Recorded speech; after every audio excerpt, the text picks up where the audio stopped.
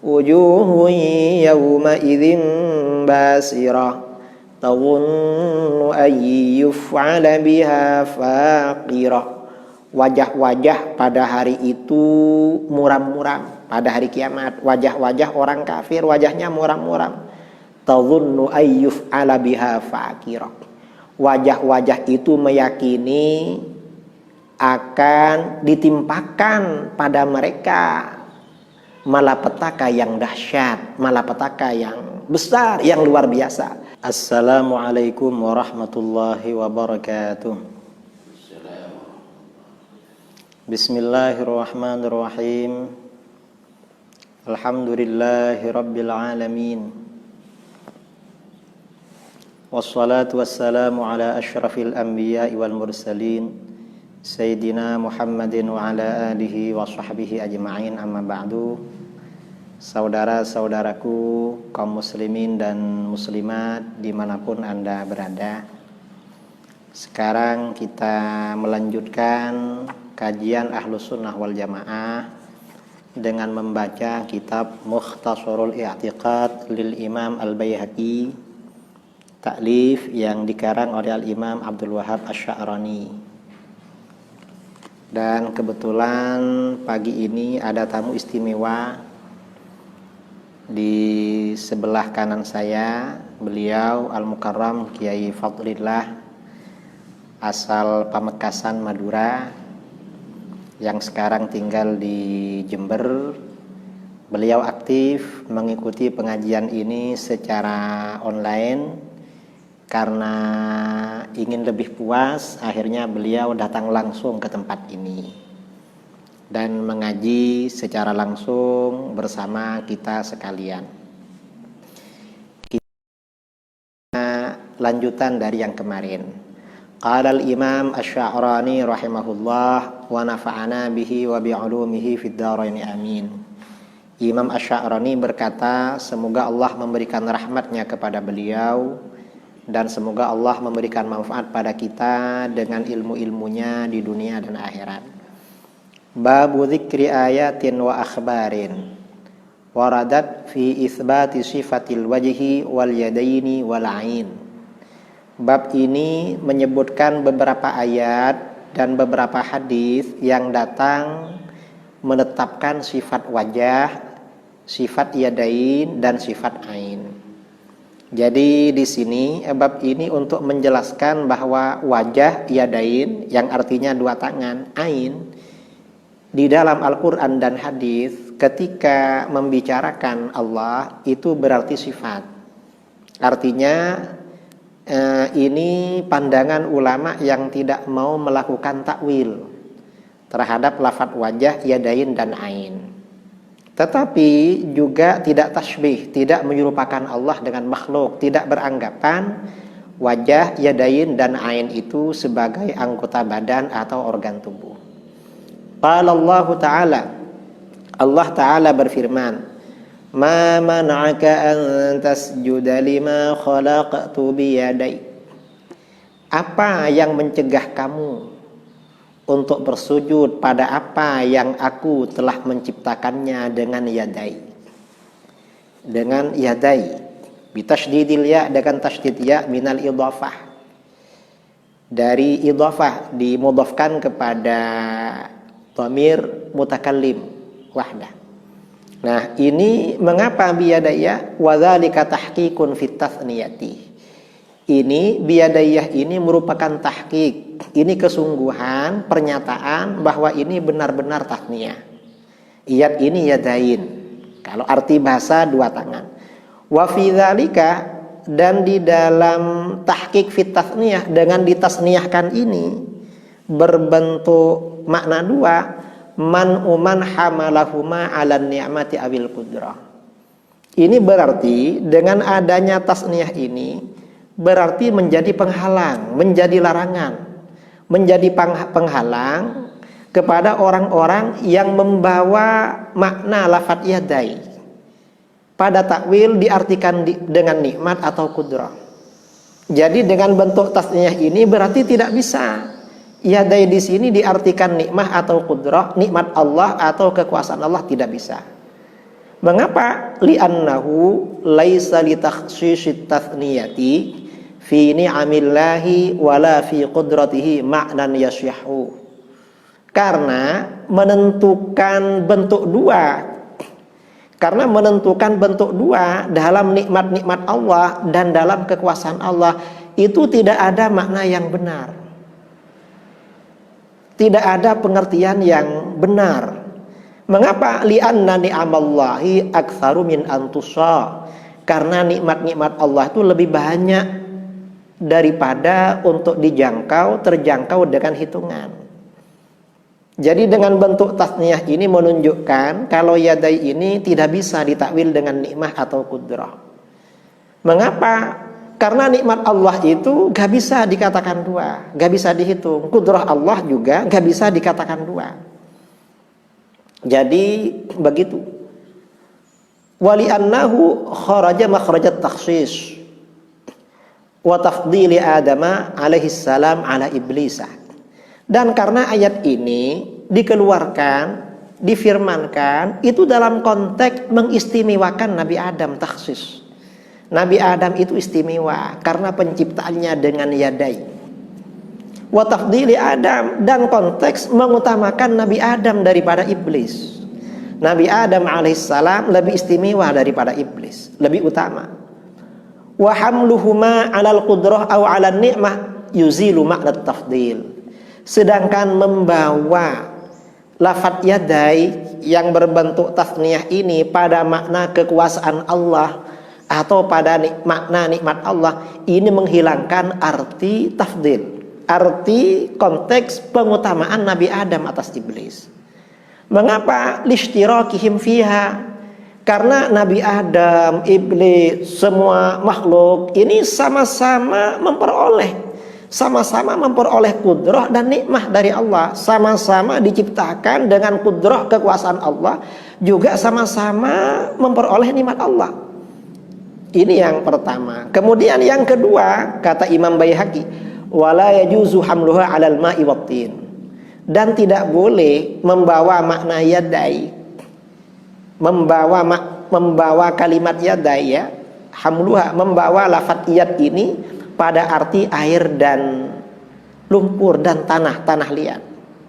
Lima khalaqtu biyadai, misalnya diartikan pada sesuatu yang aku ciptakan dengan air dan tanah liat, gak bisa. Mengapa? Li'annahu law arada dzalika laqala lima khalaqtu min yadai. Karena seandainya Allah bermaksud demikian, yadai ini artinya air dan tanah, maka semestinya Allah berfirman lima khalaqtu min yadai, pada apa yang aku ciptakan dari air dan tanah. Kama yuqalu, sebagaimana telah dikatakan, sumtu hadzal kuza minal fiddati aw minan nuhasi. Aku buat kendi ini dari perak atau dari tembaga.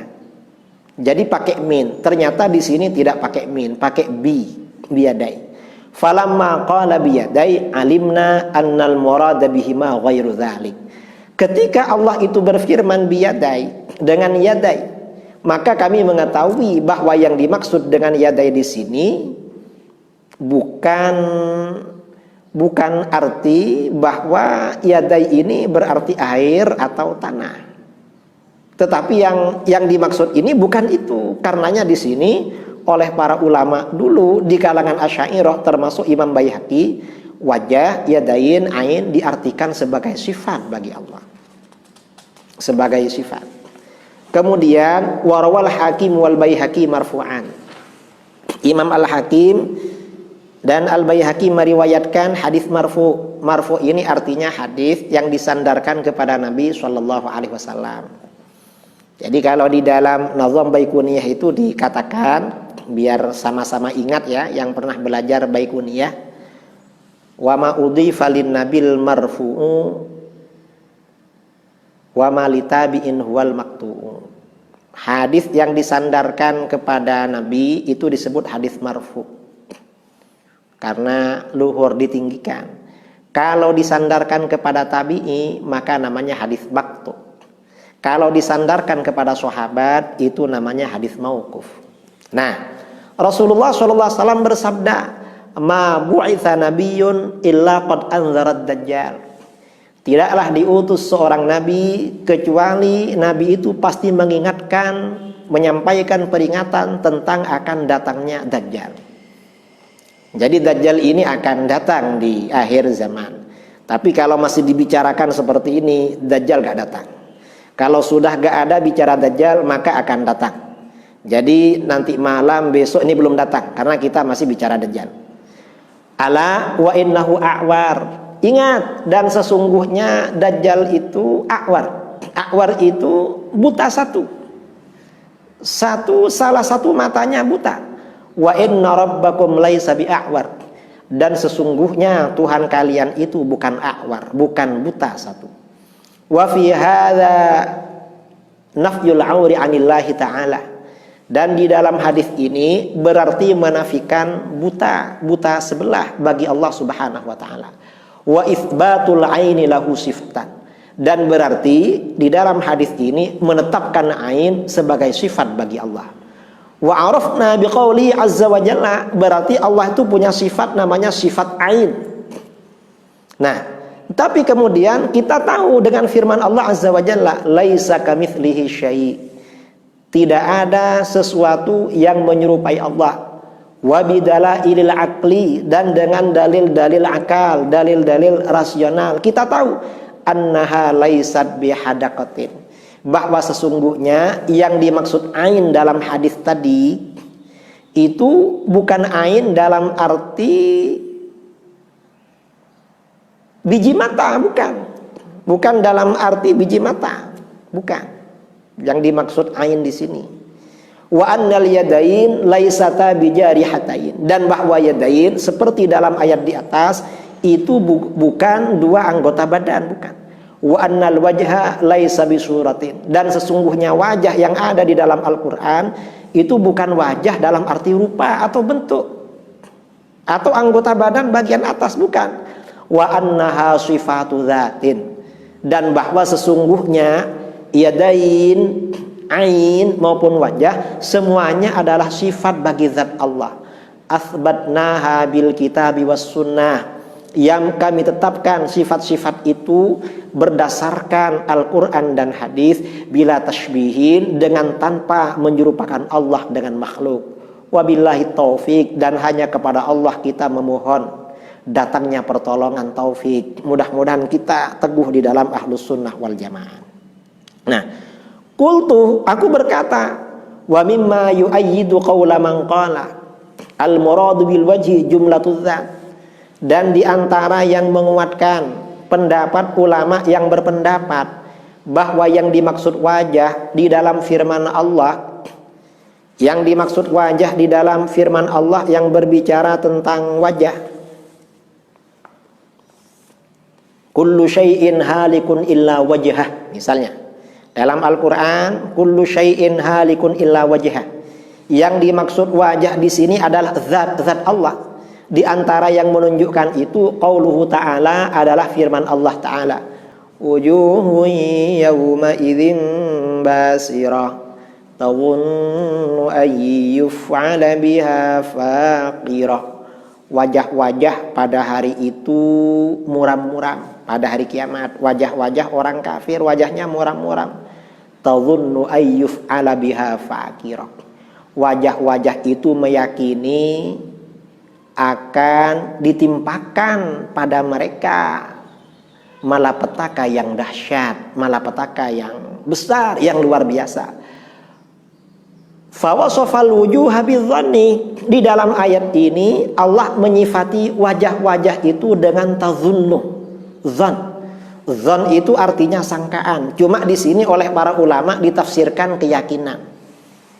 Karena azab bagi orang kafir itu sesuatu yang dipastikan, sesuatu yang diyakini, bukan diragukan. Nggak perlu disangka tapi diyakini. Makanya tazunnu di sini artinya ya keyakinan. Nah, wa ma'lumun anna dhanna min af'alil qulub, dan sudah diketahui bahwa yang namanya dzan, asumsi, prasangka, keyakinan itu perbuatan hati. Lal wajhi zahiri, bukan perbuatan wajah yang zahir, yang ada di luar, bukan, tetapi perbuatan hati. Berarti kalau begitu, yang dimaksud dengan wajah di dalam ayat Al-Quran ketika berbicara tentang Allah, kullu syai'in halikun illa wajhah, segala sesuatu akan binasa kecuali wajah Allah, itu maksudnya adalah zat Allah. Wallahu ta'ala a'lam. Allah ta'ala lebih mengetahui dari kita. Allah yang maha mengetahui segala-galanya. Ini pelajaran kita pagi ini sebentar saja, karena ini pelajaran agak berat. Insyaallah kita lanjutkan besok pagi. Dan pagi ini kita live streaming agak terlambat. Mudah-mudahan besok tidak terlambat. Mudah-mudahan kita semua yang ada di rumah-rumah dimanapun berada diselamatkan oleh Allah, dilindungi oleh Allah dari bencana, dari musibah. Dan yang tidak sholat Jumat agar sholat Jumat, karena sholat Jumat itu hukumnya wajib. Kalau sampai meninggalkan sholat Jumat dengan disengaja sampai 3 kali, maka akan dicap sebagai orang munafik. Na'udzubillah min dzalik. Yang tidak wajib itu di daerah yang memang ada wabah. Kalau di daerah itu gak ada wabah, ya tetap wajib sholat Jumat. Kecuali kalau orang yang sangat takut ada wabah, itu gak wajib. Kalau gak takut dan di situ gak ada apa-apa, tetap wajib sholat Jumat. Ini dari saya, mudah-mudahan bermanfaat. Wassallallahu ala sayyidina Muhammadin nabiyil ummi wa ala alihi wa sahbihi baraka sallam tasliman katsira. Subhana rabbika rabbil izzati amma yasifun wa salamun alal mursalin walhamdulillahi rabbil alamin.